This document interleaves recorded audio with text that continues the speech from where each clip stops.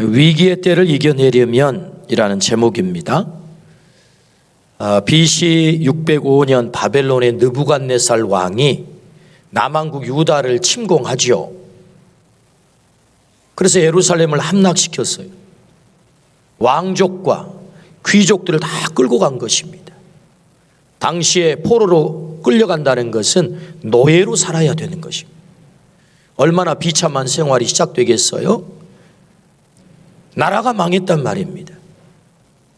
뿐만 아니라 그렇게 끌려간 바벨론이 메대라고 하는 나라에 또 망해요. 메대라는 나라는 또 페르시아에 망합니다. 이 격변기 속에 살아야 된다는 거예요. 그뿐입니까?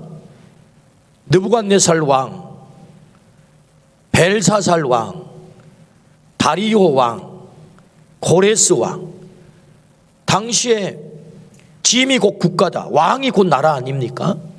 전제 군주 시절에 정상적으로 왕위가 승계를 받으면 뭐 별 문제 없겠지만 전부 정변을 통해 가지고, 그래서 그 다음 사람이 왕을 죽이거나 이 정변을 통해 가지고 왕권을 찬탈해서 나라를 왕이 된단 말이에요. 그러니까 이 정말 이 살아가는 삶의 이 역사적인 한복판 속에 어마어마한 위기들이 휘몰아쳐 오는 거지. 마치 바다의 파도가 연이어서 밀려오듯 위기가 위기를 계속해서 밀려오는 것입니다. 이런 위기 한복판 속에 누가요? 다니엘이라고 하는 인물이 있지요. 나라가 망했으니, 포로로 끌려갔으니, 자신의 힘은 아무것도 없으니 그야말로 절체절명의 위기 속에 살 수밖에 없었던 거죠. 그런데 여러분, 오늘 우리가 읽은 28절에 다니엘이라고 하는 사람의 인생을 총평을 하는데 어떻게 총평을 합니까? 형통하였더라, 이렇게 총평을 하는 거예요. 이런 역사적인 정황 속에서, 이 위기적 역사적인 정황 속에서 이 형통하였더라, 이거 대단히 어려운 얘기 아니겠습니까? 근데 놀랍게도 성경은 우리에게 형통했다, 지금을 우리는 위기의 때라고 합니다. 우리에게도 이 위기가 연이어서 파도처럼 밀려오죠. 이런 위기 속에서 우리가 어떻게 우리의 위기를 극복할 수 있겠습니까? 오늘 하나님께서 이 말씀을 듣게 하시면 너도 다니엘처럼 그렇게 형통하면 좋겠어. 이 위기 속에서 형통하면 좋겠어. 이 말씀 들려주시려고 오늘 우리 가운데 불러주신 줄로 믿습니다. 그렇다면 다니엘은 도대체 어떻게 형통하게 됐을까요? 그 위기를 어떻게 극복하고 이 형통한 삶을 살게 됐을까요? 이게 궁금하잖아요. 오늘 말씀을 통해서 이 다니엘의 위기의 비결을 배우시기를 주의 이름으로 축원합니다. 그 첫 번째는 정결하라, 그렇게 말씀하세요. 정결하라. 다니엘서 1장 8절 말씀입니다. 같이 읽습니다. 다니엘은 뜻을 정하여 왕의 음식과 그가 마시는 포도주로 자기를 더럽히지 아니하리라 하고 자기를 더럽히지 아니하도록 환관장에게 구하니, 오늘 이 말씀에 보면 더럽히지 아니하도록, 더럽히지 아니했다는 말은 정결했다 그 말이죠. 뭘로? 음식으로 인하여 자신의 몸을 더럽히지 않았다. 그러면 이 다니엘이 거절했던 이 음식이 도대체 어떤 음식이에요? 왕이 내린 음식이에요. 왕이 내린 음식. 그럼 왜 다니엘은 거절했을까요? 당시 왕이 내린 음식이란 우상에게 1차적으로 드려진 음식이에요. 다니엘은 하나님의 백성입니다. 나는 이 음식으로 내 몸을 더럽힐 수 없어. 하나님은 우상에게 드려진 음식을 먹지 말라 말씀했으니 내 몸을 더럽힐 수 없어. 그래서 결연하게 이 음식을 먹지 않겠다고 하는 거죠. 그래서 포도주로 내 몸을 더럽히지 않겠다. 여러분, 지금 이 말씀의 배경을 우리가 좀 더 살펴봐야 되는데요. 포로로 끌려왔잖아요. 그럼 당시에는 노예로 살아야 됩니다. 정말 비참하죠. 그런데 천신만고 끝에 바벨론의 행정 관리가 될 이제 가능성의 기회가 그에게 주어진 거예요. 그래서 발탁을 한 거죠. 훈련을 시켜서 합격하면 관리가 되는 거예요. 여러분, 요새 공무원 되기가 얼마나 어렵습니까? 오늘 또 한 집사님께서 정말 아들이 선생님 되기를 그렇게 간절히 소원하고 준비를 해서 드디어 임용고사에 패스를 했어요. 좀 남일이지만 아멘 해 주십시다. 얼마나 대단해. 여러분, 임용고사 패스하는 게 보통 일이 아닙니다. 그래서 서원을 했다는 거예요. 서원을. 2부 예배 끝나고 저 좀 봅시다. 1분이면 됩니다, 목사님 하고 데이트를 정해요. 그래서 가서 대화를 들어보니까 그 아들이 하나님 앞에 본인이 이제 서원을 하고 기도를 했다는 것입니다. 근데 그 기도를 하나님 들어주셔서 너무너무 감사해가지고 하나님께 약속한 예물을 드리려고 합니다 하고 저에게 예물을 내놓는 거예요. 저도 너무 감동이 됐어요. 이 어려운 때에 이 임용고시에 패스를 했구나. 여러분, 지금 여러분 공무원 된다는 것이 또 좋은 일자리에 들어간다는 얼마나 대단한 일입니까? 그런데 여러분, 지금 포로로 끌려와가지고 이 기회가 주어졌다고요. 그 붙잡아야 되지 않겠어요? 반드시. 그래야 생존하거든요. 그럼 어떻게 해야 되겠습니까? 관리하는 사람이 눈에 들어야 되지 않겠습니까? 이 발탁해서 훈련생들을 관리하는 그 관리자의 눈에 들어서 너 합격 이래야 되지 않겠어요? 여기 탈락하면 노예로 살아야 된다고요. 그럼 어떻게 합격할 수 있었겠습니까?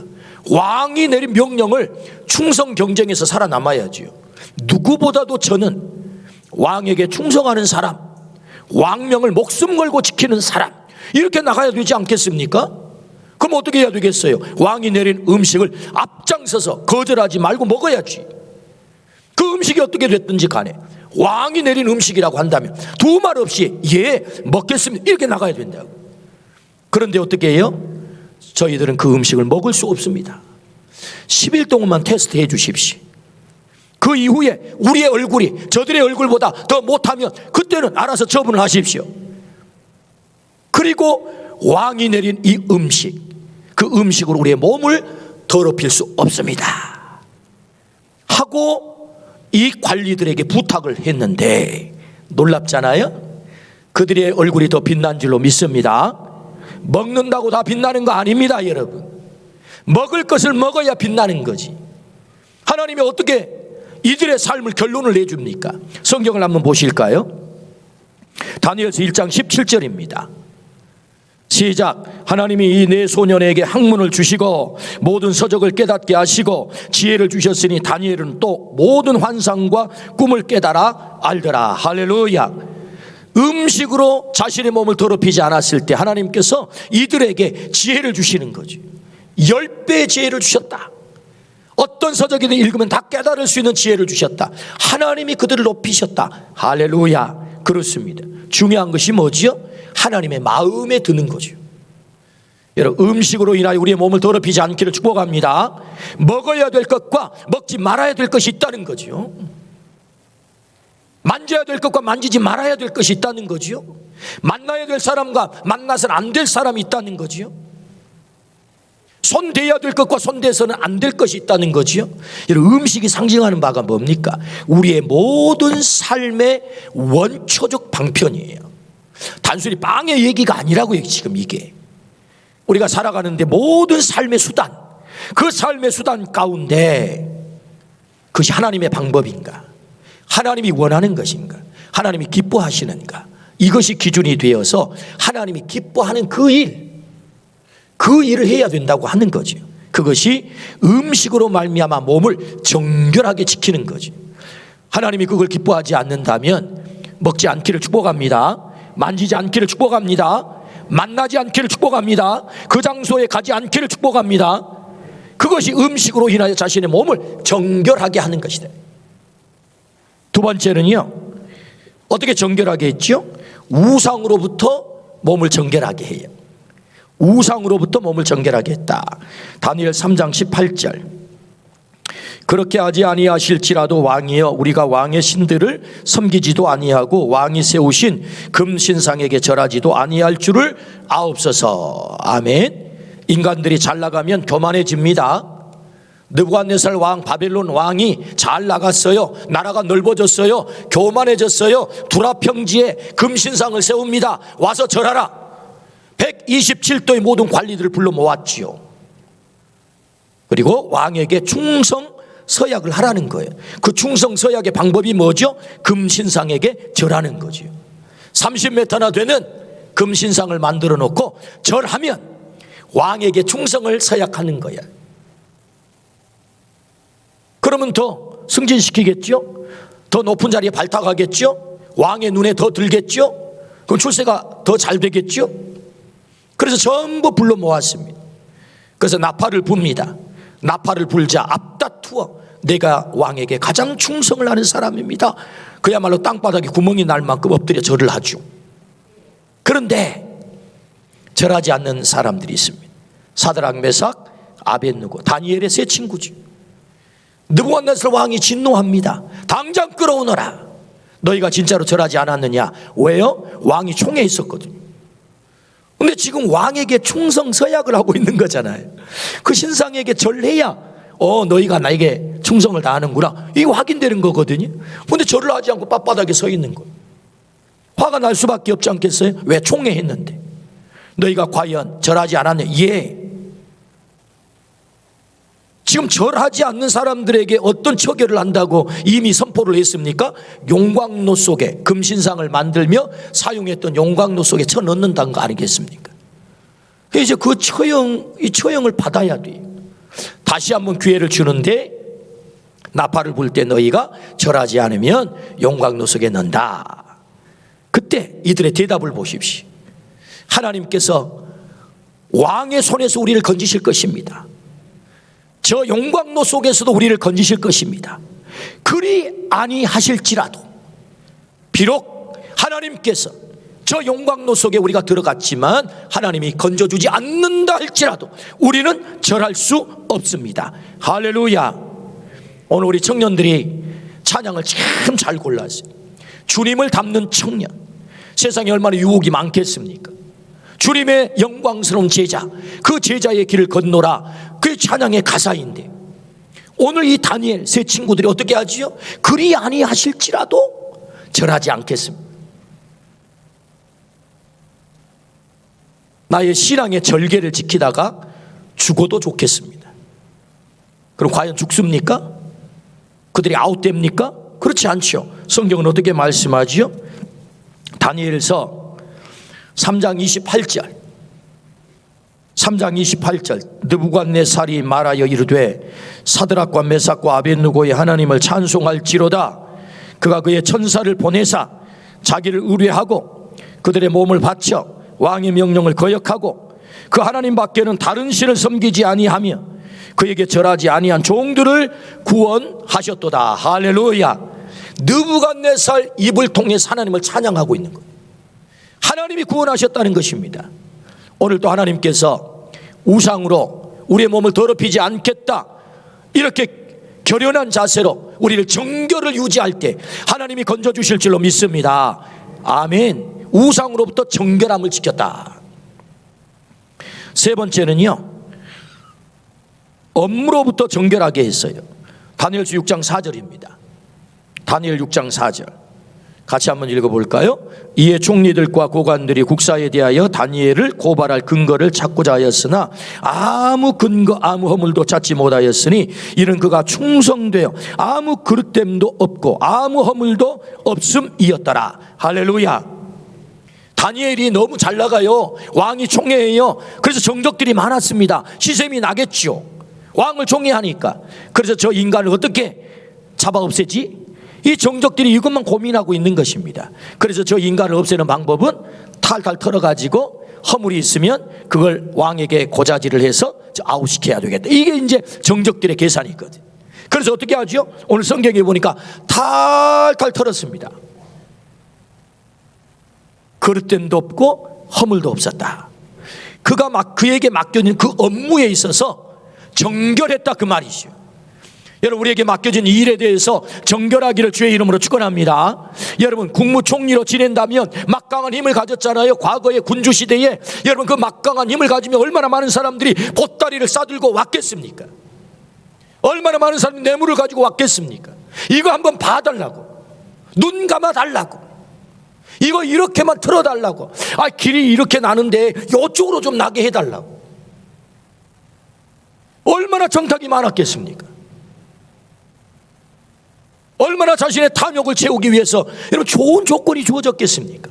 그런데 여러분, 놀랍잖아요. 정적들이, 당시에 총리가 3명이었거든요 얼마나 탈탈 털었겠어요. 전부 한편이 돼가지고 정적들이. 그런데 뭐죠?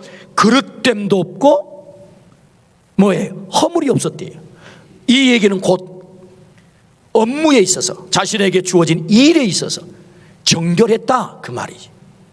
오늘 우리에게 그 일이 주어졌다면 정결하기를 주의 이름으로 축원합니다. 아멘. 이런 말이 있어요. 그 사람에게 돈을 맡겨보라.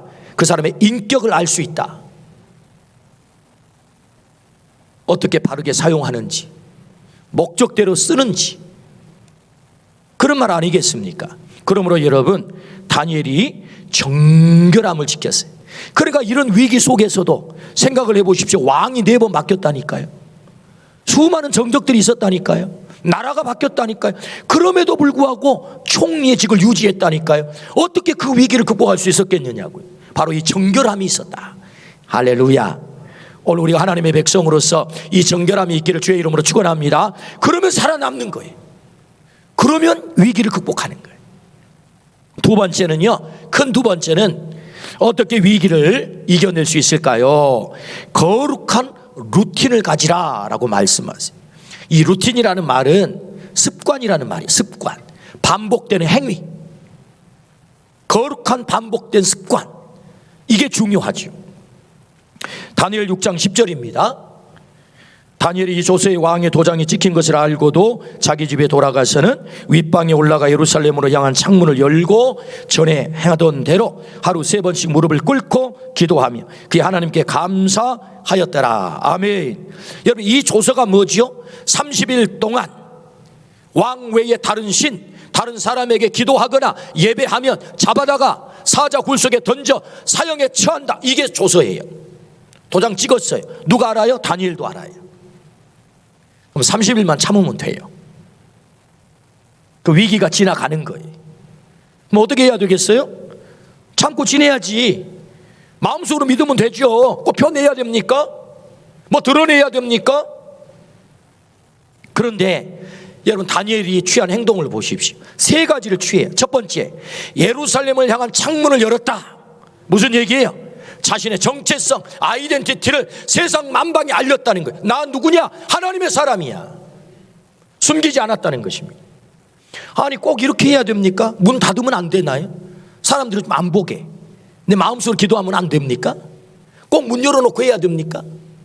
근데 그가 전에도 그렇게 했다는 거예요. 똑같이 뒤로 물러서지 않았다. 창문을 열었대요.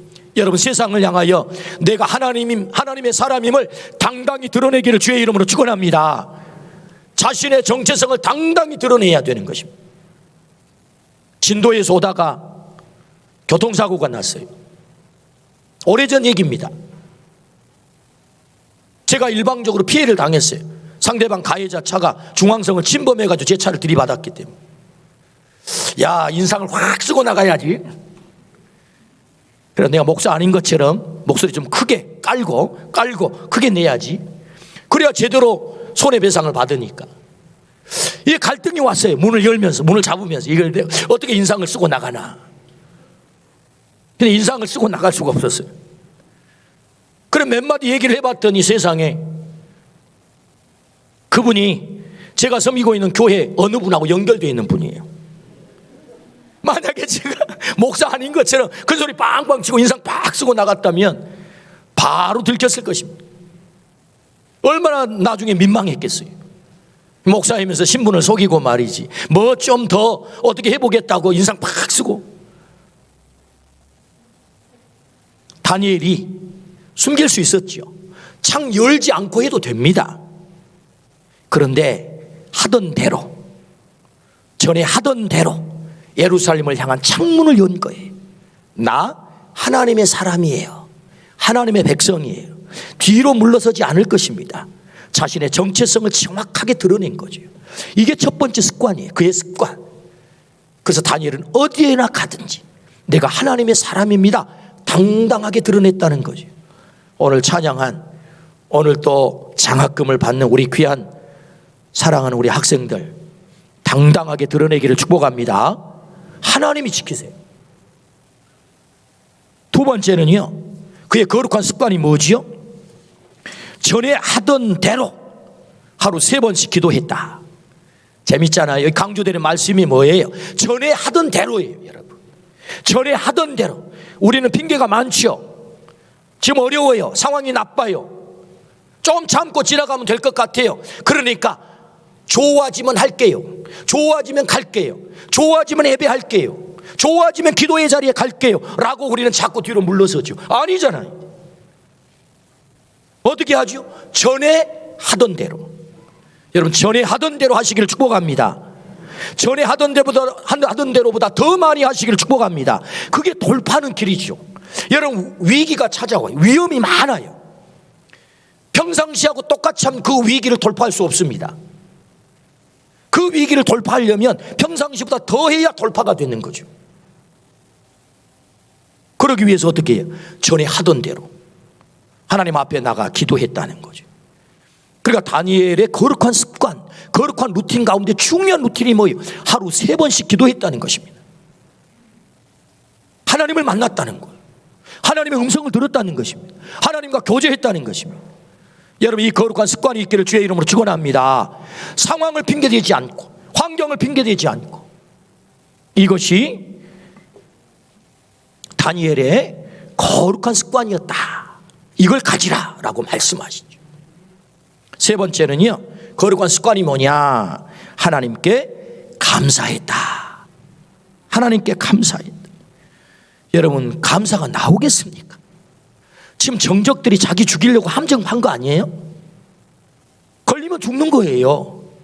아니, 세상에 이런 상황 속에 어떻게 감사가 나와요? 그런데 놀랍지요? 감사했대요. 여러분, 상황이 좋기 때문에 감사는 누구든지 할 수 있어요. 그러나 상황이 내 생각과 전혀 다른 방향으로 갈 때에도 감사할 수 있는 게 진짜 감사죠. 우리의 위기를 돌파할 수 있는 가장 강력한 무기가 뭡니까? 그게 감사라고요. 감사. 여러분, 우리의 상황 속에 다니엘이 감사했듯 오늘 우리에게도 이 감사가 있기를 주의 이름으로 축원합니다. 위기는 있지만, 어려움은 있지만, 내 생각대로 잘 안 되지만, 그럼에도 불구하고 우리가 감사로 무장한다면 그 위기를 넉넉히 돌파하게 될 줄로 믿습니다. 우리의 입술에 날마다 나와야 될 거룩한 루틴이 뭐예요? 거룩한 습관이 뭐예요? 감사합니다. 감사합니다. 코로나가 와도 감사합니다. 병이 들어도 감사합니다. 생각처럼 안 됐지만 감사합니다. 거기에 돌파의 길이 있다고요. 우리 아멘 하시기를 축복합니다. 아멘. 이게 거룩한 습관이거든요. 그러므로 여러분, 오늘 우리 입술에 날마다 이 감사가 떠나지 않기를 축복합니다. 우리가 얼마 전에 인사를 했었잖아요. 미용 감사 인사를 하자. 미안합니다. 용서하세요. 감사합니다. 사랑합니다. 할렐루야. 요거 거룩한 습관이거든요. 거룩한 루틴이거든요. 미안합니다. 용서하세요. 미안합니다. 용서하세요. 이 말만 해도 웬만한 문제는 해결됩니다. 사실은 관계의 문제, 꼬임 문제 다 해결돼요. 감사합니다. 사랑합니다. 여기까지 가면 해결되지 않을 문제가 어디 있겠어요? 그 사람과의 관계가 해결되지 않을 문제가 어디 있겠습니까? 감사라고 하는 거룩한 습관. 그래서 주님 말씀하잖아요. 항상 기뻐하라, 쉬지 말고 기도하라, 범사에 감사하라. 이런 너희를 향한 하나님의 뜻이시나. 아멘. 하나님의 뜻이래요. 미국의 철학자이며 심리학자인 윌리엄 제임스는 우리에게 이런 말을 남겼습니다. 생각이 바뀌면 행동이 바뀌고, 행동이 바뀌면 습관이 바뀌고, 습관이 바뀌면 인격이 바뀌고, 인격이 바뀌면 운명도 바뀐다. 오늘 생각을 바꾸십시오. 오늘 생각을 바꿔요. 그리고 행동을 바꾸십시오. 지금까지 이런 삶을 살았다면 이 삶이 앞으로도 10년, 20년 계속될 것입니다. 그러나 적어도 이런 삶에서 내가 탈피를 원한다면 오늘 생각을 바꾸고 행동을 바꾸십시오. 거룩한 습관을 내가 가지겠다. 날마다 하나님을 만나고 기도하고 전에 하던 대로 내가 하나님의 사람인 것을 당당하게 드러내고, 그리고 내 입술에 감사를 고백하겠다. 할렐루야. 우리의 인격이 되고 운명이 된다는 것입니다. 우리의 인격이 되고 운명이 된다. 그럴 때 이런 우리가 위기를 돌파할 수 있지 않겠습니까?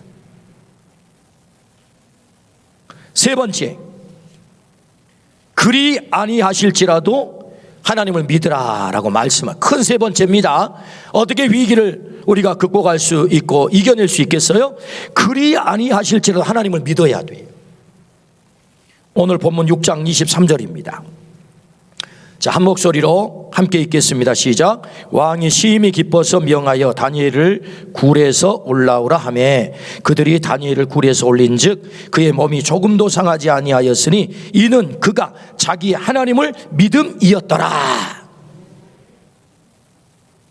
이 말씀이 뭐지요? 다니엘이요, 사자굴 속에 던져졌다니까요. 그날 아침에 보니까 사자가 안 잡아먹고 살아있는 거예요. 그래서 왕이 어떻게 끌어올려요. 그리고 여기에 설명을 붙이잖아요. 설명. 어떤 설명? 이는 그가 자기 하나님을 믿음이러라. 저 원수들이 사자굴 속에 나를 던져 넣어도 하나님을 믿었다는 거예요. 하나님이 막아주지 않아도 믿었다는 거예요. 아니 죽음의 사지로 들어가도 하나님을 믿었다는 거예요. 이게 무슨 믿음이요? 그리 아니하실지라도 믿음이지. 나 죽어도 믿겠습니다, 이 얘기 아니에요. 우리는 이 대목에서요, 많은 사람들이 시험에 들어서 걸려 넘어져요. 아니 내가 이렇게 기도했는데, 이렇게 정결하게, 이렇게 거룩한 습관을 가지고 하나님께 이렇게 헌신을 했는데 왜 하나님 나를 지켜주지 않습니까? 왜 사자굴 속에 던져지지 않도록 막아주지 않는 거예요? 하나님 살아있습니까? 죽었습니까? 하나님 믿어도 뭐 소용없네? 아니 하나님 살아계신다면 내가 사자굴 속에 던져지지 않도록 막아줘야 되는 것 아닙니까? 오늘 오후 예배 시간이에요. 미끄러질 뻔했노라라고 하는 오늘 말씀의 제목이 뭐예요? 나는 거의 미끄러질 뻔하였고, 이게 뭐냐면 그 유명한 신정론 얘기입니다. 오늘 여기서는 그 말씀을 다룰 수는 없는데 많은 사람들이 이렇게 미끄러진다는 거예요. 도대체 하나님을 내가 열심히 믿었는데, 열심히 기도했는데, 그렇게 헌신을 했는데 왜 내가 사자굴 속에 던져져야 되지? 이 하나님 살았나? 하나님 과연 일하시나? 여기에 우리의 시험거리가 있는 거죠. 이 대목을 넘어서지를 못하는 거예요. 여기에 우리의 믿음의 실망이 있고 여기에 우리의 시험이 있는 거죠. 그런데 여러분, 다니엘은 이 시험을 넘어섰다는 것 아닙니까? 다니엘을 우리에게 만나게 하신 건 뭐예요? 대부분의 우리의 신앙이 여기에서 딱 걸려요. 딱 여기에서 걸려요. 하나님 믿어도 소용없네. 여기에서 걸려요. 그런데 여러분, 다니엘의 믿음은 여기에 있는 게 아니고 이걸 넘어서 버렸다는 거예요. 그 넘어선 게 뭐예요? 그리 아니하실지라요의 믿음이에요. 그리 아니하실지라도, 이 믿음의 차원에까지 갔다는 것입니다. 그러니까 하나님이 이 말씀을 우리에게 들려주신 것은 너도 제발 좀 그 믿음의 차원, 그 낮은, 그저 네 생각대로 안 되는 것 때문에 하나님 살았나 죽었나 이렇게 평가하지 말고, 네 생각대로 안 됐다 할지라도, 네 생각대로 합격하지 못했다 할지라도, 그럼에도 불구하고 그리 아니하실지라도 믿었던 다니엘의 믿음이 너의 믿음이면 좋겠어. 누가 형통하게 해야 이 인생이 형통하게 되는 것입니까? 하나님이 궁극적으로 형통하게 해야 되는 것 아니겠습니까? 할렐루야. 그래서 우리에게 그 믿음의 단계를 끌어올리라는 거예요. 어디 어느 단계까지? 그리 아니하실지라도 하나님을 믿는 그 믿음의 자리까지 오면 어떤 위기 속에서도 위기를 이겨낼 수 있다, 그 말씀 아니겠습니까? 그래서 여러분, 다니엘을 하나님께서 어떻게 위기를 극복시키죠? 다니엘서 6장 26절에서 28절을 한번 읽습니다. 시작. 내가 이제 조서를 내리노라. 내 나라 관할 아래에 있는 사람들은 다 다니엘이 하나님 앞에서 떨며 두려워할지니 그는 살아계신 하나님이시요 영원히 변하지 않으실 이시며 그의 나라는 멸망하지 아니할 것이요 그의 권세는 무궁할 것이며 그는 구원도 하시며 건져내기도 하시며 하늘에서든지 땅에서든지 이적과 기사를 행하시는 이로써 다니엘을 구원하여 사자의 입에서 벗어나게 하셨음이라 하였더라. 이 다니엘이 다리오 왕의 시대와 바사 사람 고레스 왕의 시대에 형통하였더라. 아멘. 다리오의 입을 통해서 하나님을 찬양하잖아요.